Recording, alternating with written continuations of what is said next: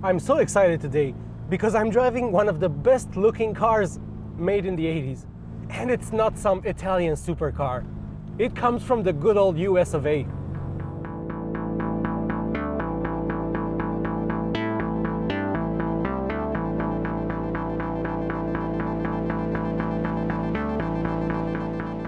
The car is a 1988 Pontiac Firebird, powered by a 2.8-liter V6 engine that's fuel injected and makes around 140 horsepower.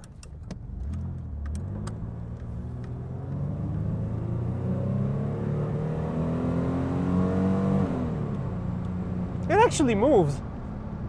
This car is really special.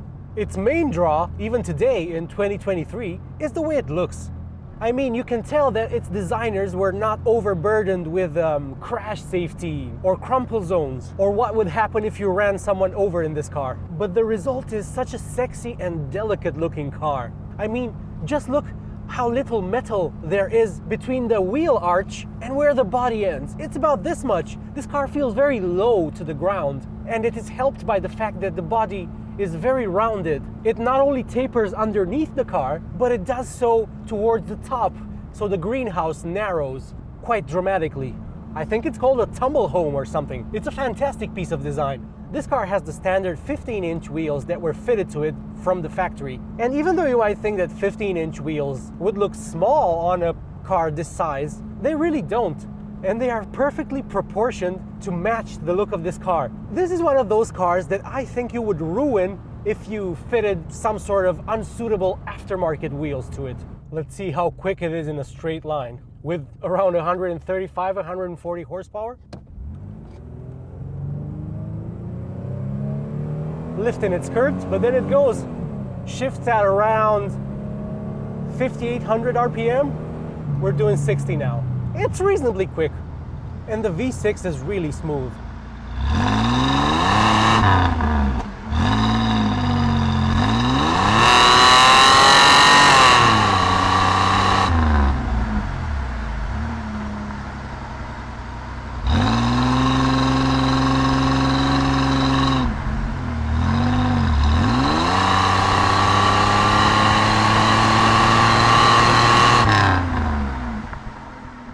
I just spent a few minutes praising this car's exterior look, which is absolutely fantastic, with the huge oversized tail lamps and the sexy pop-up lights in the front. But reviewers from back in the day, from the 80s when this car was launched, they also praised it for its driving dynamics, if you can believe that.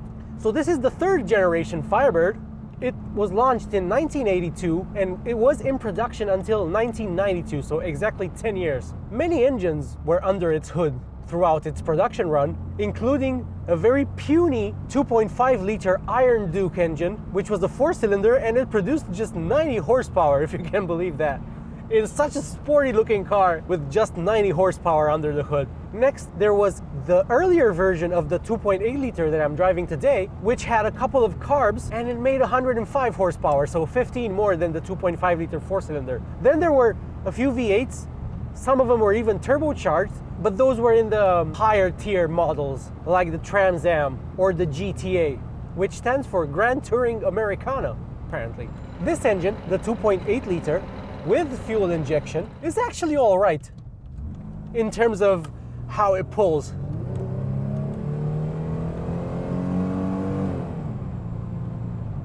And because it's a 6, it doesn't really send much vibration into the cabin. It's actually a pretty smooth experience driving this. The suspension is quite floaty though, but I think the car actually grips, and the steering is reasonably precise for a car from 1988, whose roots can be traced back to the 70s. And it was quite a revelation when it was launched. It was considerably smaller, lighter, and more aerodynamic than the vehicle it replaced, the second generation Firebird. And I'm pretty sure that car was not a monocoque like this is, so it was quite advanced. Imagine seeing this in the 80s, even in America. It still turns heads today. It's a remarkable piece of design. This car's owner, who kindly lent it to me for the test, says that wherever he goes in this, people stare, they want to strike up a conversation and ask stuff about the car. It's a real conversation starter, even when you may not want it to be. But I mean, it's a red Firebird. People are going to notice it, and they will want to steal a little bit of your energy. The suspension is quite soft and floaty, but even in spite of the soft suspension and floaty ride, this car is apparently due for some new shock absorbers soon. But even so, it is in no way daunting to drive this car. I was expecting to have to struggle to keep it on the road with my reasonably heavy right foot and propensity to throw cars into corners. But frankly, it's actually fun. Its owner says he really thoroughly enjoys driving this car, and I can see why. It's a great classic to have, to be honest. Even though it was built until 1992, its design is oh so 80s. And the same goes for the interior, which in this example is the very rare red interior with velour seats, some red vinyl here, and red all around. Even though you might not think it at first, this car is actually a 4-seater. It's not very usable. The same Motor Week review that I saw before driving this car criticized it for its lack of rear passenger room, but I mean, come on, who cares about that? Let them suffer if they're sitting in the back. I think this car is actually pretty good with the V6, by the way. It's smooth enough, it's punchy enough, it's loud enough, especially from the outside, and it gives this car quite a bit of character, I'm surprised to say. I wonder what the 4-cylinder is like. Probably nowhere near as smooth as this, but I'm sure it's not as horrible as I'm picturing it right now. This car initially came with a 3-speed automatic transmission. A 4-speed manual was available, but most of them were automatics. I think after the first year of production, GM replaced the 3-speed with a 4-speed automatic, or a 3-speed with overdrive as they called it back then, and the transmission is perfectly serviceable even today. It's really good. It shifts the gear smoothly, and if I floor it, the kickdown is there. You don't have to wait for it.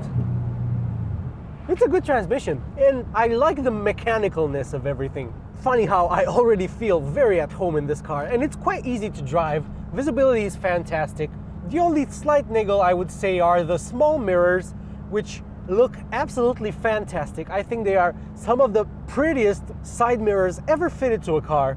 But when it comes to actually seeing what's behind you, well, other mirrors do a better job. I assume this might have something to do with the fact that it's an older car. For instance, I recently drove a Mercedes W124, which has larger mirrors, but it seems that they magnify quite a lot, to the point where you would have to get used to it if you've only driven modern cars with wider, more panoramic mirrors. Interestingly, the W124 Mercedes that I mentioned was also a 1988, but even though that's a Mercedes and this is a Pontiac, I think this has better, more comfortable seats. In the Mercedes, I don't think the base of the seat is quite long enough, and you find your thighs are dangling in midair, and with the springs that it has inside of it, it's quite a bit bouncy. This, I think the base is ever so slightly longer than in the Mercedes. Sorry, but that's what I have to compare this to.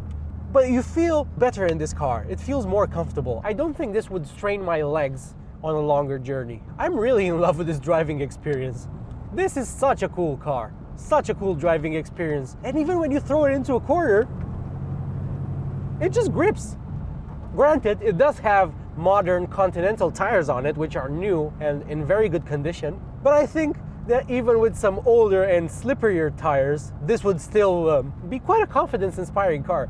I can see why the Motor Week reviewers from 40 years ago really praised this car. I imagine that by 1980 standards, it was a revelation, especially considering most other cars built in America at the time, even sports cars, were big, heavy, lumbering things. And this was a sign of things to come, and a big change. The example that I'm driving today also has the famous T-top, which was a thing in 1980s America because they were trying to move away from cabriolets because they were considered unsafe and air conditioning was quite common. So you didn't need a roofless car to have proper ventilation and to not be super hot in summer in a car. But it's also a really cool design touch because you can remove these two glass panels and you can store them in the car, although there's not really a dedicated space, although there is a dedicated GM branded cover in the back, a vinyl cover, which is so 80s America, I think.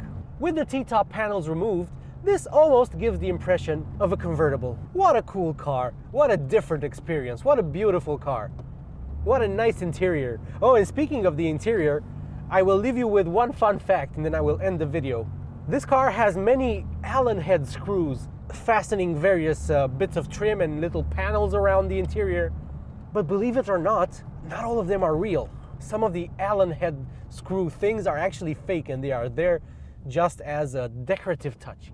I feel very fortunate to have driven this car, especially since I'm in Eastern Europe, in Romania, where we don't have that many American cars. So I feel privileged to have driven this and experienced it. And I would like to thank this car's very gracious owner for allowing me to have a go. And I'll see you in the next video. Take care.